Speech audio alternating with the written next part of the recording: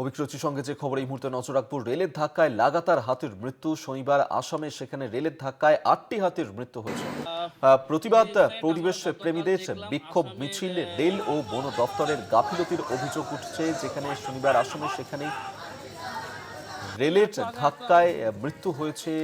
৮টি হাতির মৃত্যু। প্রতিবাদে পরিবেশ প্রেমীদের বিক্ষোভে মিছিল, রেল এবং বন দপ্তরের গাফিলতির কারণেই এভাবেই একের পর এক হাতি মৃত্যুর ঘটনা ঘটছে, এমনটাই অভিযোগ করছেন পরিবেশ প্রেমীরা। আপনাদেরকে শোনাবো একজন পরিবেশ প্রেমী, তিনি ঠিক কি অভিযোগ করছেন, কি বলেছেন।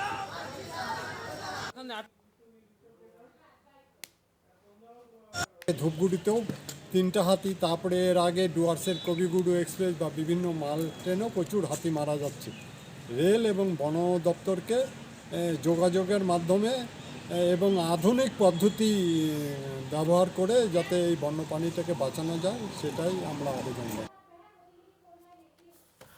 আপনারা শুনলেন যে পরিবেশ প্রেমী তিনি ঠিক কি বলছেন, এবং পরিবেশ প্রেমীরা তারা এই ঘটনার পরেই বিক্ষোভ দেখাতে শুরু করেন। রেল এবং বন দফতরের গাফিলতির কারণেই এভাবে একের পর এক হাতি মৃত্যুর ঘটনা, এমনটি অভিযোগ করছে তারা। আমরা এই নিয়ে আরো বিস্তারিত কথা বলবো। কৌস্তব ভৌমিক আমাদের সঙ্গে টেলিফোনে রয়েছেন প্রতিনিধি। কৌস্তব, একের পর এক বিভিন্ন ব্যবস্থা নেওয়া হচ্ছে এই হাতি মৃত্যু আটকানোর ক্ষেত্রে, কিন্তু তারপরেও যেভাবে একের পর এক রেলের ধাক্কায় লাগাতার হাতি মৃত্যুর ঘটনা ঘটছে, এক্ষেত্রে ঠিক কি হয়েছিল?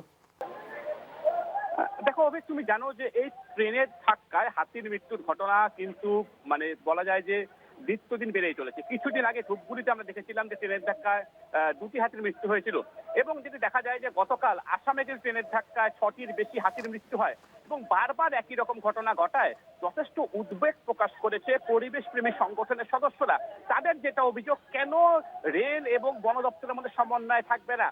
যখন রেল লাইনের আশেপাশে হাতি চলে আসবে, কেন সেটা বন দপ্তরকে রেলকে জানানো হবে না? কেন সেই সমস্ত এলাকায় ট্রেনের গতি ধীর করা হবে না? যদিও বিভিন্ন জায়গায় দেখা যাচ্ছে যে এই সমস্ত একাধিক নিয়মকানুন মানানো হচ্ছে, তবে এই নিয়ে কিন্তু বলা যায় যে আজ চালসা এলাকায় বিভিন্ন পরিবেশপ্রেমী সংগঠনের তরফ থেকে চালসা রেল স্টেশনে গিয়ে কিন্তু একটি প্রতীকী বিক্ষোভ দেখানো হয় এবং তাদের দাবি দেওয়ার কথা তুলে ধরা হয়। পরিবেশ প্রেমীরা কিন্তু যথেষ্ট উদ্বেগ প্রকাশ করেছেন। তাদের বক্তব্য, যেইভাবে ট্রেনের ধাক্কায় নিত্যদিন হাতির মৃত্যুর মতো ঘটনা সামনে উঠে আসছে, তাতে বন্যপ্রাণ যে আগামী দিনে সংকটের মুখে পড়বে সেটা কিন্তু তারা দাবি করছেন, এবং দীর্ঘদিন থেকে কিন্তু এই সমস্যা চলছে বলে অভিযোগ। সেক্ষেত্রে এখনো পর্যন্ত বন দপ্তরের তরফ থেকে সঙ্গে কি যোগাযোগ করা গিয়েছে? তাদের কোনো প্রতিক্রিয়া কি পাওয়া গিয়েছে কৌস্তব?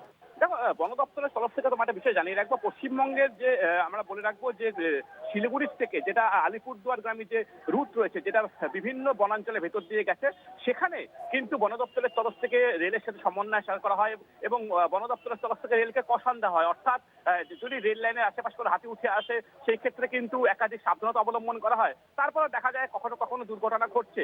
কাজে এই দুর্ঘটনা যাতে সম্পূর্ণভাবে একদম বন্ধ করা যায়, হাতির মৃত্যু রোধ করা যায়, সেই নিয়ে কিন্তু আগামীতে যাতে আরো উন্নত প্রযুক্তি ব্যবহার করা যায় সেই দিকে কিন্তু নজর দিয়েছেন, সেই দিকে কিন্তু আলোকপাত করছেন পরিবেশ প্রেমীরা।